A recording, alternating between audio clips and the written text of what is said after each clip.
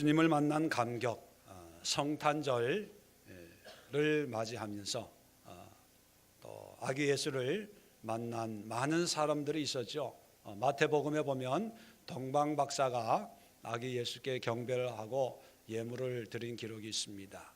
또 누가복음을 보면 양을 치던 목자들이 예수님을 경배하고 찬송하는 장면이 기록이 되어 있습니다. 아기 예수가 이 땅에 오므로 많은 사람들에게 기쁨을 그리고 하나님께는 영광이 되는 그런 감격을 주었지만, 또 어떤 사람에게는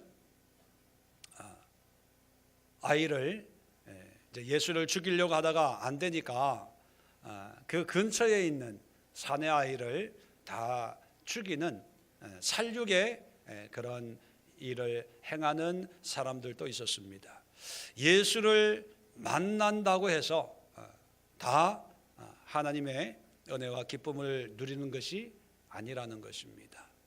또 예수님께서 공생애를 하면서 예수를 만난 많은 사람들이 치료와 또 기적과 변화의 은혜를 누렸지만, 또 한편으로 예수를 만난 사람들은 오히려 예수님을 죽이려고 하고 비방하고 모욕하는 그런 일을 서슴지 않았습니다.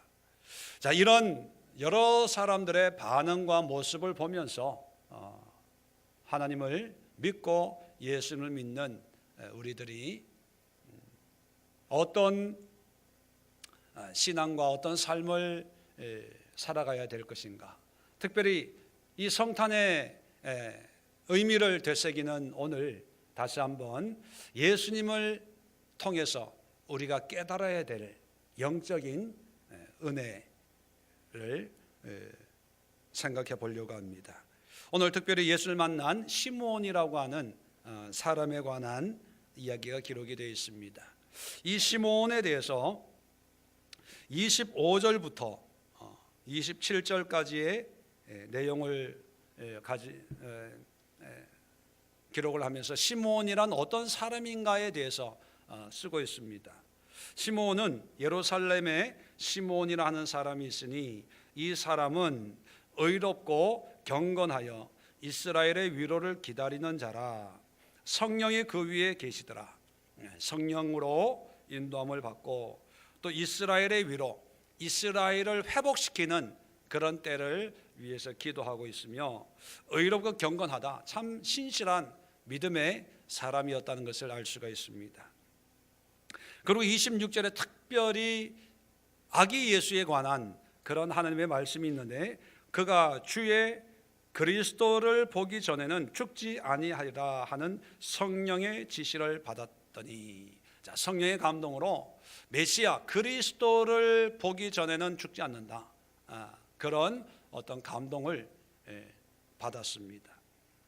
그러다가 어느 날 27절에 보니까 성령의 감동으로 성전에 들어가매 마침 부모가 율법의 관례대로 행하고자 하여 그 아기 예수를 데리고 오는지라. 자, 성령의 인도함을 받는 사람이에요.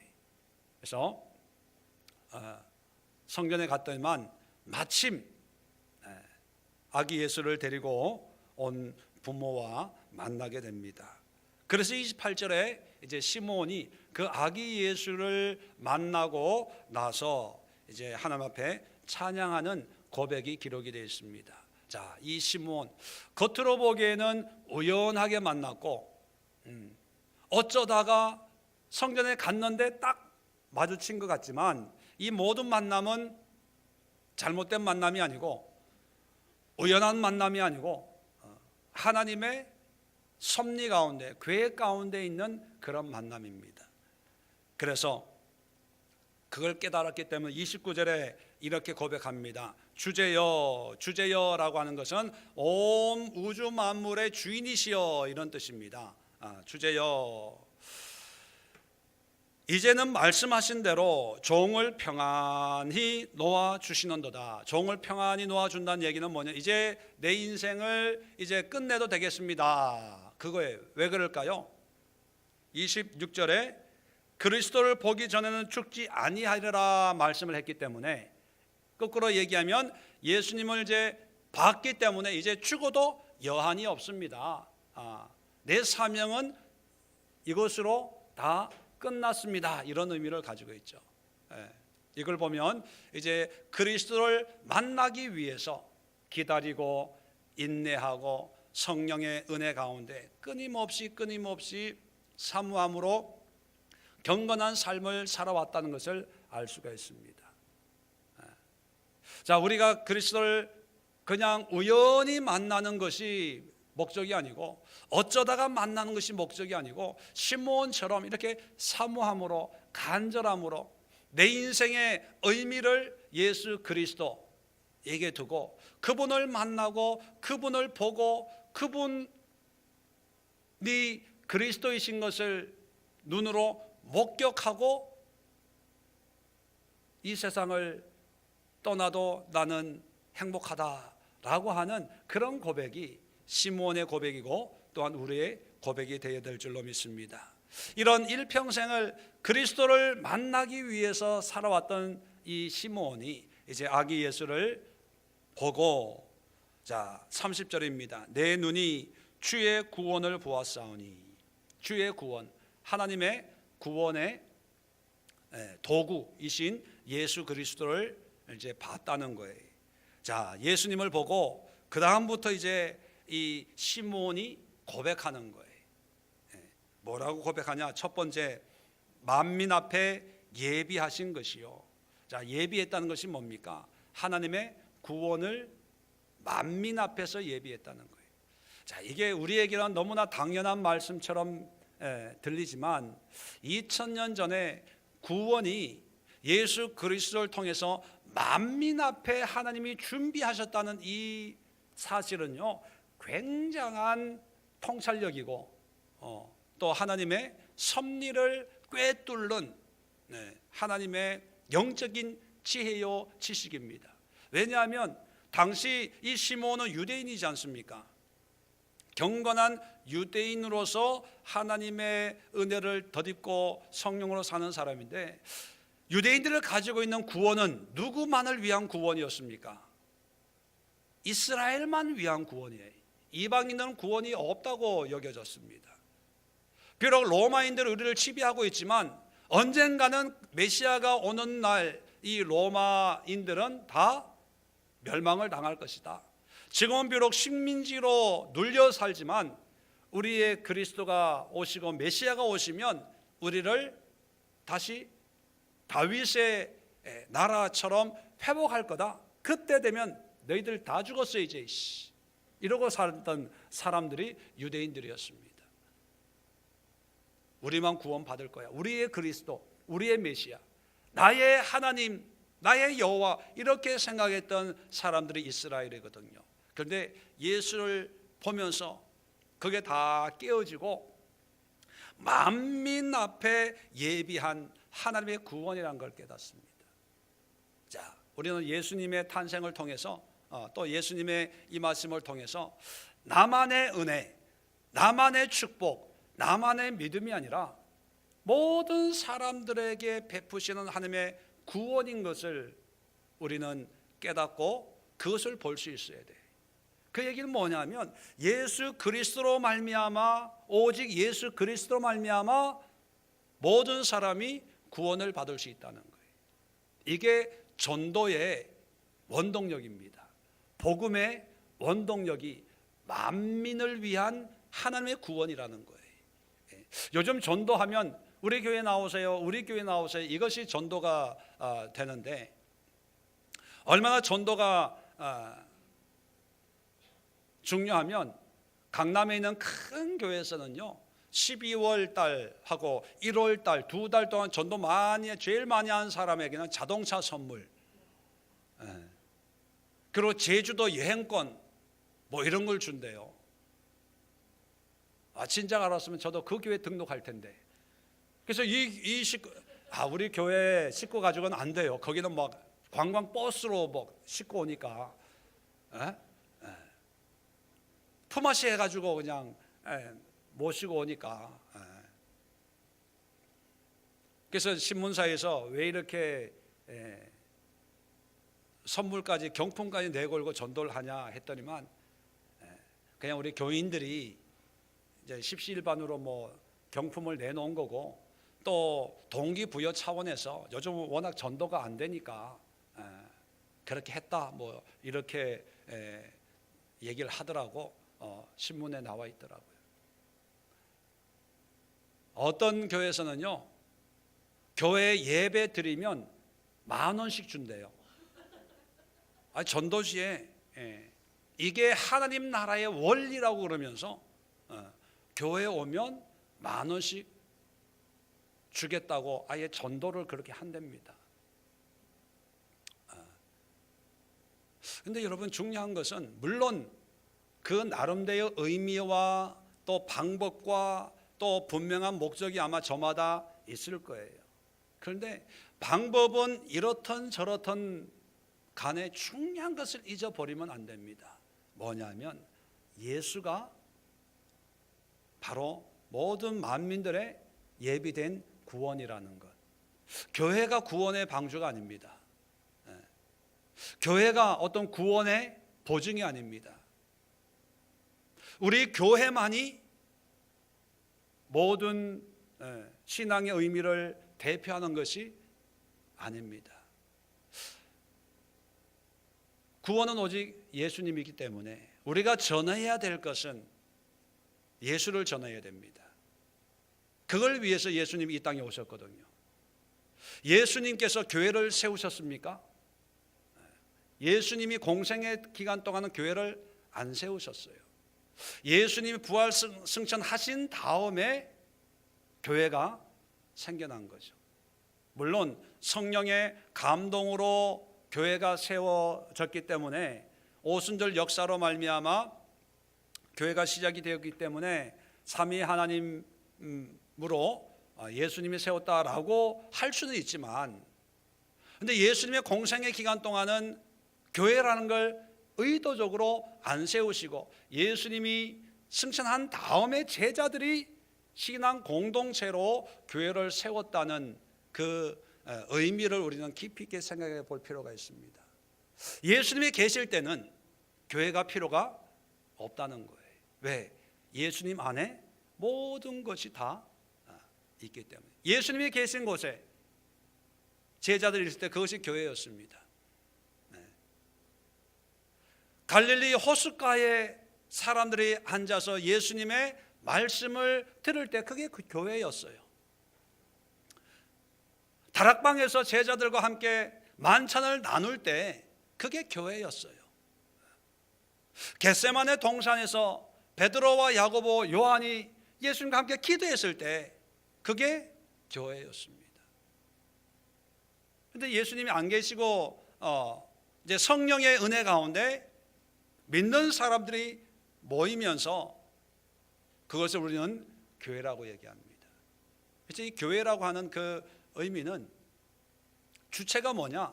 예수 그리스도 안에 있어야 되는데, 오늘날 보면 저도 헷갈릴 때가 있어요. 교회가 주인인지 예수님이 주인인지 헷갈릴 때가 있습니다.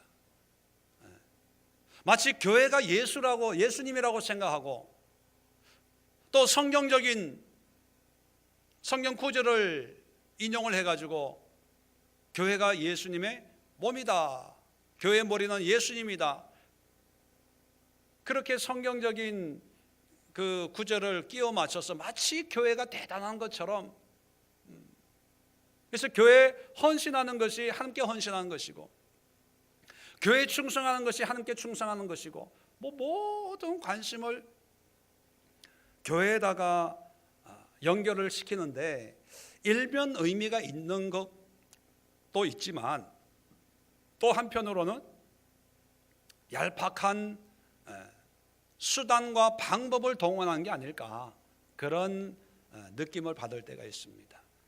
예수님을 통해서 만민을 위해 예비하신 하나님의 구원이 바로 예수님이기 때문에 우리는 예수를 전해야 되는 거예요. 예수님만이 드러나게 하는 거예요. 예수님을 선포하고 예수님만을 바라볼 수 있는 그런 영적인 고백을 할 수 있어야 되겠습니다. 두 번째, 32절에 보니까 이방을 비추는 빛이요 자, 이방, 만민 중에는 유대인도 포함이 되죠. 근데 이방은 뭡니까? 유대인들은 빼놓고 유대인들 관점에서 유대인이 아닌 모든 사람은 이방인들이에요. 자, 이 유대인들에게 가지고 있는 생각, 이방인 사람들은 다 지옥에 갈 사람들, 하나님 심판받을 사람들이라는 그런 의미를 주는 단어거든요. 그런데 예수를 보는 순간 시므온은 이방인이 결코 심판만 받고 저주만 받을 사람들이 아니라 이 예수님이 그들에게 비춰지면 그들을 인도하는 빛이 되겠구나. 다시 말하면 이방인들도 이 빛을 보면 생명의 길을 걸어갈 수 있겠구나. 그런 영적인 통찰력이 생겼다는 거죠. 다시 말하면 이방의 빛이라고 하는 것은 예수 안에 버림받을 사람이 없다는 거예요. 아무리 깜깜한 인생을 사는 사람도 이 예수님의 빛이기 때문에 이 예수님만 비추면 빛의 인도함을 받을 수 있다는, 그래서 소망이 없는 낙심되고 버림받았다고 하는 사람들에게 가장 필요한 것이 뭘까요? 빛이죠. 빛이신 예수님. 우리 자녀들에게 가장 필요한 것이 뭘까요? 좋은 직장, 좋은 미래, 좋은 학교, 좋은 배우자, 그런 게 필요하다고 느끼겠지만, 그러나 여러분, 우리 자녀들의 인생, 아니 자녀들만이 아니라 모든 인생에 가는 길을 비추는 빛은 우리가 지금까지 원하고 기도했던 그 기도의 제목들이 아니고 예수님이라는 사실을 다시 한번 고백하게 된다는 거예요. 시므온은 아기 예수, 아직도 이제 8일 만에 이제 할례를 하고 결례를 치르기 위해서 올라온 그 아기 예수를 보면서 뭐가 대단하겠습니까? 근데 그 그리스도 아기 예수를 보는 순간, 이방인들에게 필요한 것이 바로 이 예수구나, 이걸 깨달았다는 거예요. 그렇다면 우리도 이 성탄의 이날에 예수님을 다시 생각하면서 정말 나에게 필요한 것, 그리고 우리는 이제 예수를 믿는 택한 백성이라고 한다면 믿지 않는 우리 주변에 있는 사람들, 어둠 속을, 영적인 어둠을 다니는 사람들에게 필요한 것이 바로 이 예수가 아닌가. 빛 대신 이 예수를 저들이 알아야 되겠고, 또 빛이신 예수님 안에 있을 때 더 이상 방황하지 않고 바른 길을 갈 수가 있겠다는 그런 거룩한 도전을 할 수 있는 시간이 될 수 있기를 바랍니다. 우리가 성찬을 했지만 성찬의 의미에서 분명히 성경은 뭐라고 얘기하냐면 이 예수를 다시 오실 때까지 전하는 것이니라. 왜 전해야 됩니까? 이방인들의 빛이기 때문에, 갈 길 몰라 방황하는 사람들의 등대와 같은 역할을 하기 때문입니다. 세 번째, 계속해서 32절에 주의 백성 이스라엘의 영광이니다. 이스라엘의 영광. 이방인들은 택한 백성이 아닌 사람을 얘기하고, 이스라엘은 뭡니까? 하나님의 택한 백성, 유대인을 얘기하는 거죠. 이방인들에게는 가는 길을 비추는 빛의 의미를 준다면 이스라엘 사람들에게는 뭐냐? 영광이라는 거예요. 이 영광이라는 게 뭐냐면 자랑이라는 겁니다. 쉽게 얘기하면 이스라엘 사람들의 자랑은 뭐다? 예수님이다. 믿는 자에게. 그게 뭐냐면 우리 믿는 자에게, 하나님의 자녀로 택함 받은 우리가 영적인 지금 신약 시대의 이스라엘 백성들 아닙니까? 이 신약 백성들에게 있어서 영광은 누가 되어야 되냐면 예수님이 되어야 돼요. 다른 말로 표현하면 우리의 자랑은 예수님이 되어야 돼요. 또 다른 말로 표현하면 우리의 의미는 예수님이 되어야 된다는 거죠.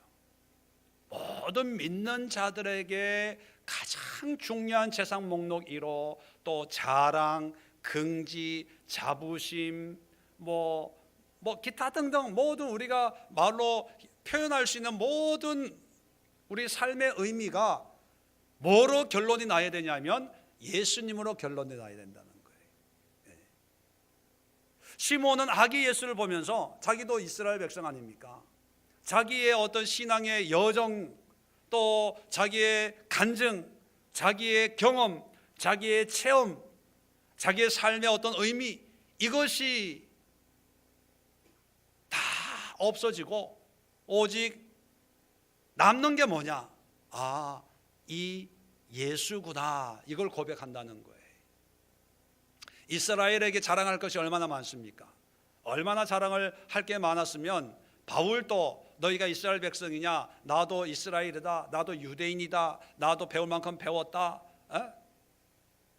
뭐 얼마나 유대인들이 자랑할 것이 많았으면은 바울도 나도 자랑할 것이 없어서 이러고 다니는 줄 아냐 하면서 고린도 후서를 쓰고 있는 것처럼 이들에게는 자기가 가지고 있는 긍지가 아주 충만한 민족입니다. 바리새인들이 자랑하는 게 뭡니까? 일주일에 2번씩 금식을 하고 뭐 절기를 지키고 10의 1조를 드리고 뭐도 하고 뭐 금식 율법을 지키고 율법으로 흠이 없는 삶을 살고 그런 자랑을 하는데 시몬이 예수님을 만나는 순간, 보는 순간 깨닫는 게 뭐냐면 아, 그건 다 헛되고 모든 것이 헛된 것이로구나, 이걸 깨닫고 우리의 자랑은 오직 뭐다? 예수다. 예수 안에 모든 것이 사소하게 되어져야 된다는 거예요. 이게 이스라엘의 영광입니다. 그만큼 예수님이 귀하고 소중하고, 그래서 우리가 예배 드릴 때도 이게 하나님 앞에 예배 드리고 예수님 앞에 예배 드리는 거잖아요. 그럴 때 이 예배가 좀 내 삶에 나에게 있어서 가장 귀한 분에게 드려지는 이 1시간 반의 시간이라는 그런 마음가짐으로 예배 드릴 수 있어야 됩니다. 왜? 우리의 자랑이고 우리의 영광이기 때문에 그냥 대충 드려서는 안 되는 거예요. 어떤 분이 그러더라고요. 이게 양쪽이 들어가기 힘드니까 제일 바깥줄을 이렇게 뒤로 이렇게 뺐으면 좋겠다고. 그것도 좋은 생각이에요. 그런데 제가 그렇게 안 하는 이유가 뭐냐면 뒤로 빼면 앞에 앉겠어요, 뒤에 앉겠어요? 왠지 목사님의 그 거리하고 가까워져야 되는데 자꾸 뒤로 가요, 뒤로. 왠지는 모르겠습니다. 저 앞으로 오면 좋은데 왜 뭐 교인들도 많은 교인들이 아니니까. 그래서 마음 같아서 뒤에 있는 이게 자리를 좀 이렇게 없애버려 가지고 이게 앞으로 이렇게 좀 이렇게 앉고 싶어. 이렇게 많지 않는 교인인데 이게 뜨문뜨문 앉아 있으니까. 그런데 이게 뒤로 쭉 가면요, 뒤에 앉지 앞에 앉겠습니까? 왜 앞쪽을 제가 가까이서 보면 더 괜찮은 사람인데 멀리서 봐야 멋있게 보이는지 모르겠지만 하나님의 은혜 가운데 나의 기쁨이고 나의 자랑이고 나의 긍지고 이런 마음이 있으면 왠지 모르게 더 하나님 앞에 가까이 가고 싶고 또 더 정성과 헌신과 이런 마음으로 드리는데, 뭐 뒤에 있는다는 게 나쁘다는 표현이 아니라 늘 예배 때 보면 늘 늦는 분들이 뒤에 앉거든요.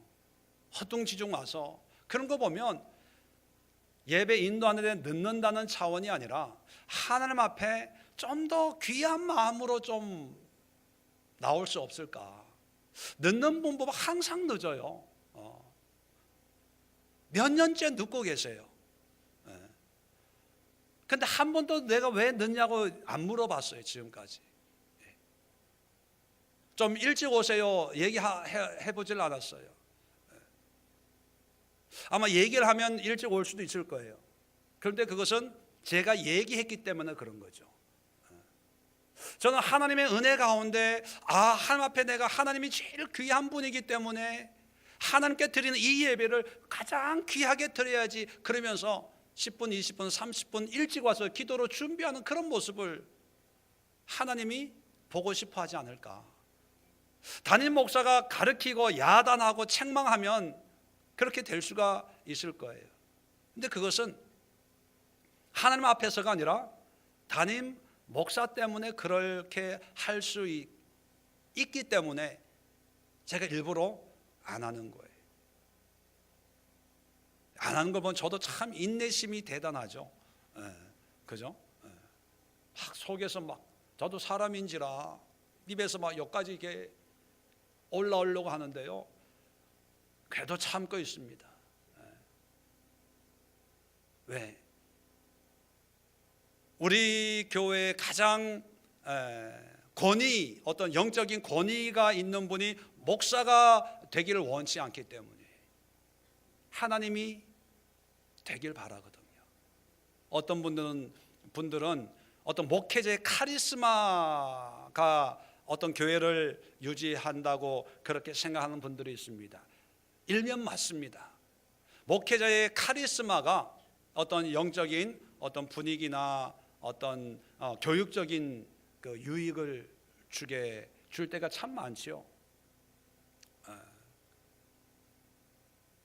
그런데 자칫 잘못하면 그 카리스마 앞에 인간의 권위를 하나님의 권위로 착각하게 만들 수가 있습니다.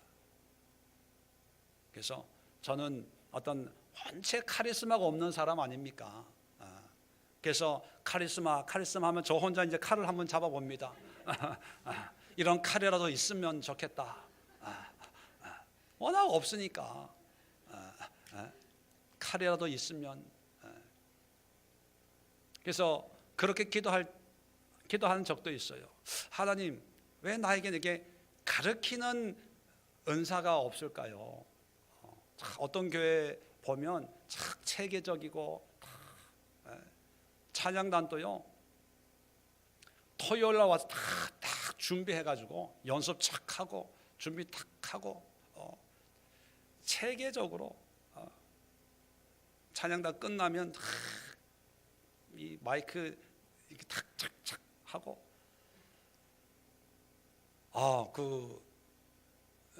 사모 미국에서 그 섬겼던 교회 목사님 저하고 나이가 똑같은데, 그분은 군대식으로 피아노 반주하는데 음이 하나 틀리면 12시까지 계속 시켜요. 반복, 일사불란하게. 그리고 참 신기해요. 음악을 하면서 뭐가 틀렸는지 이게 탁 피아노 뭐 반음이 올라가고 내려가고 이거를 다 분별을 하니까 그런 은혜 안 준 게 얼마나 감사한지.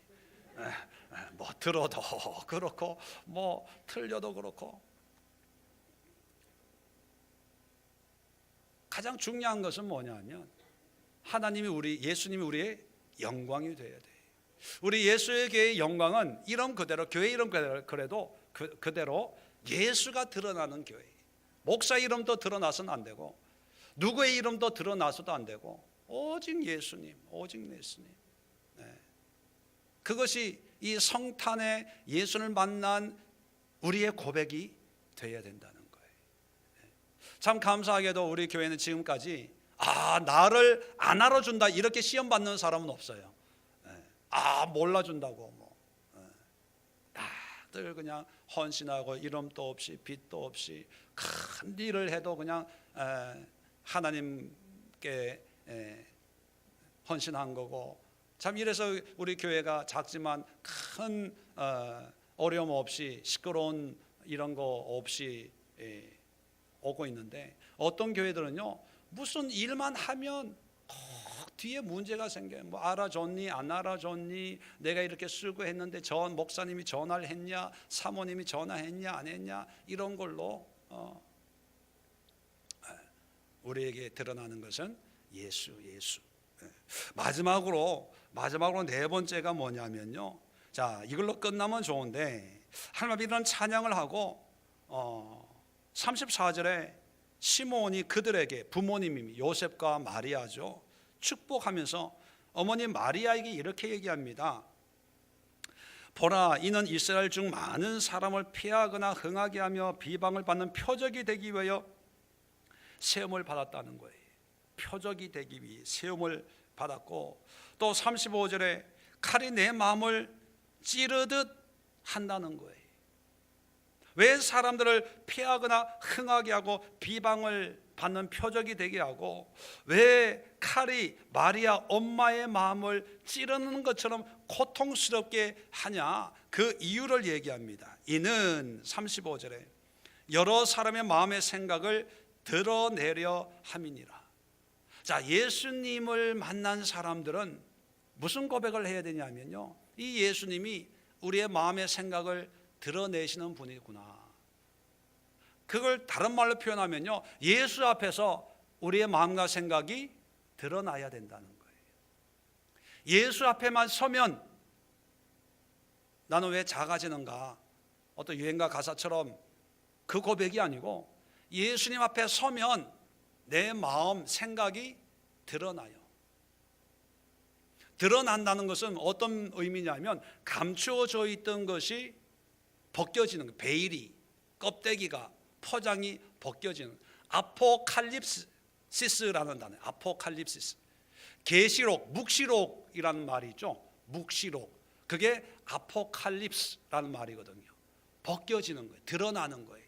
나는 막 숨기려고 포장하고 이쁘게 하는데, 아포칼립스라는 말은요, 그냥 포장해도 그 포장지가 스르르르르르 이렇게 흘러내려서 그 정체가 드러나는 거예요. 숨길 수가 없는 거예요. 자, 예수 앞에 서면 내 마음의 생각이 드러나니까 찔리겠죠. 또 마음의 생각이 좋은 거면, 좋은 게 드러나면 기쁨과 감사를 주는데, 좋은 생각이 아니기 때문에 비방을 받는 표적이 되고, 그것 때문에 비난과 조롱 때문에 부모의 마음에는 칼로 찌르는 듯한 그런 고통을 준다는 거예요. 한마디로 얘기하면 예수를 만난 사람들은요, 마음에 찔림이 있어야 돼요. 마음과 생각이 드러나야 돼요. 회개해야 되고요, 통해 자복해야 된다는 거예요. 예수 앞에 서면 내 마음과 생각, 이게 하나님의 주신 생각이 아닌가 봐, 하나님의 뜻이 아니고 내 욕심이었나 봐, 이게 돼야 돼요. 그런데 요즘에 일반적으로 신앙생활하는 사람들을 이렇게 보면, 우리 교인들은 말고요, 다른 교회 이렇게 보면, 세상에서는 자기 생긴 대로, 살아가는 대로 마음껏 살다가 교회 문을 열고 들어서는 순간부터 이렇게 포장을 쫙 해가지고, 할렐루야, 하나님의 이름은 축복합니다, 아유 권사님, 집사님, 참 어떻게 그렇게 은혜로우세요, 참, 그러면 인지한 표정을 하고 막 허허허허, 다 하나님의 은혜지요 참 성경 말씀이 이렇고, 기도했더만 감동이 이렇고. 아니, 예수님 앞에 서면 마음과 생각이 다 드러나야 되는데, 이게 예수님 앞에 서는 순간 마음과 생각이 다 포장이 돼요. 이건 예수 만난 거예요, 안 만난 거예요? 진짜 예수예요, 가짜 예수예요? 그러면 그분이 믿는 예수는 진짜가 아니라 짝퉁 예수예요, 짝퉁 예수. 그런 짝퉁을 믿고 사는 사람들이 있을까요, 없을까요? 예수님 앞에 오면요, 찔려야 돼. 예수님 앞에 오면요, 내가 어찌하오리까. 내가 이 생각이 내 생각인 줄 아는데 하나님 보니까 또 마귀의 미혹이었습니다. 내 욕심이었습니다. 내 자신을 위한 거였습니다. 이기적인 거였습니다. 이게 드러나야 돼요. 반대로 또 원망, 불평, 짜증 이런 게 있다가 예배 드리기 위해서 하나님 앞에 나와서 기도하면서 찬송하는 가운데 이게 불평거리가 아니구나, 이게 원망거리가 아니었구나, 그냥 내가 원하는 대로 안 되어서 내가 짜증냈는데 하나님께서 이만저만해서 하나님이 기뻐하시는 그런 거였구나, 내가 고난을 당해야 되겠구나, 이것이 하나님의 은혜였네, 하나님의 축복이었네. 이 내 마음에 있는 생각이 이게 하나님의 뜻으로 이렇게 드러나야 되는 거예요. 그래서 기뻐서, 환경을 보면 기뻐 막 박수치고 찬양할 그런 조건들이 없는데 하나님 앞에 내 마음의 생각이 드러나서 그 정체를 깨닫고 보니까 하나님을 찬양하지 아니할 수가 없고, 앉아서 찬양하지 못하고 막 기뻐서 일어나서 막 찬양을 하고, 그게 우리의 모습이 돼야 되는 거예요. 시몬은요, 마리아에게는 좀 당장은 듣기 거북한 그런 얘기일 수 있습니다. 칼이 너를 찌르듯 하리라. 얼마나 기분 나쁜 그런 표현이겠습니까? 아기 데리고 결례를 행하려고 왔는데, 인간적으로 보면은 좀 그렇지만 영적으로 보면 예수를 목격하고 예수를 만난 사람들은요, 예수님이 축복하고 좋은 걸 주고 내가 원하는 대로 해주고 기도에 응답하고, 물론 그런 은혜도 있지만 우리의 모든 마음의 생각, 기도의 의미, 기도의 그 숨겨져 있는 의도, 또 우리의 신앙의 어떤 목적, 이 숨겨져 있던 것이요 끊임없이 드러나야 돼요. 자, 이스라엘 사람들에게 숨겨진 이런 마음이, 생각들이 드러나잖아요.